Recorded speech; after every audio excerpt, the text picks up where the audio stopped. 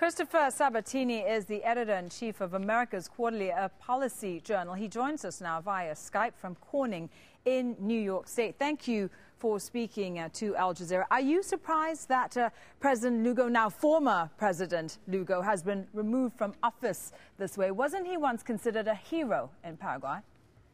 Well, he really challenged the status quo. This is a man who broke over 60 years of domination by one party, the Colorado Party, which had really pretty much fused itself with the state. So while he was popular with a large segment of the poor, what he didn't have was a large amount of institutional power, especially within the Congress. So these guys have been itching to take down Lugo for a long time, and this very sad incident in which 17 people were killed gave them an excuse to do this. But this has been a long time coming.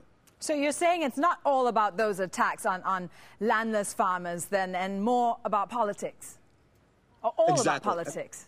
It's all about politics. I mean, let's look at what happened. Basically, the opposition-dominated Congress used democratic rules to effectively, as Lugo himself just said, deny him the right of due process. This is a serious act. It deserved a truth commission. It deserved an investigation. But it got none of those things. What it got instead was basically a political excuse to drum a president out of power, which we never actually know what was the political implications or the decisions and the authority and responsibility between what happened. They basically took this issue and drummed him out of office with less than 24 hours for him to prepare his defense. And so he had no due process in terms of defending his own rights and defending himself. This has been a long time ago. Now, let me be clear. President Lugo, or former President Lugo, was by no means a saint. He fathered 2 children, despite the fact he was a priest. He had certainly ruffled a number of feathers and broken up a number of power cliques that had really enraged a lot of the elite within Paraguay. But this whole process, this contracted, accelerated process of removal, really flies in the face of what should be the spirit of an impeachment or an investigation process.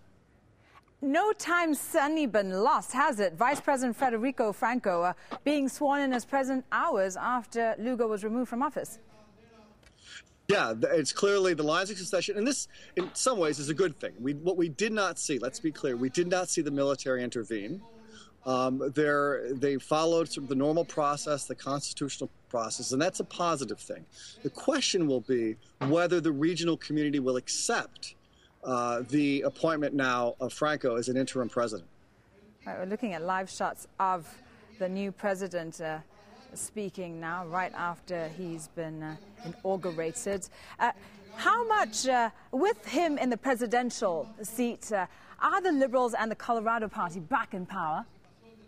No, they're not. I mean, Franco actually, it's funny because they're in a better position, first of all, because they've certainly wounded this administration. But Lugo had far more charisma than Franco does. And so the popularity of this government is certainly going to suffer a little bit because it lacks Lugo's somewhat charismatic, although perhaps excessively charismatic given his dalliances, charms. But what it's certainly done is demonstrated that it still controls the institutions, and it still controls who governs where and how. Christopher, thanks very much for your time. Good to speak to you. Christopher Sabatini, editor-in-chief of America's Quarterly.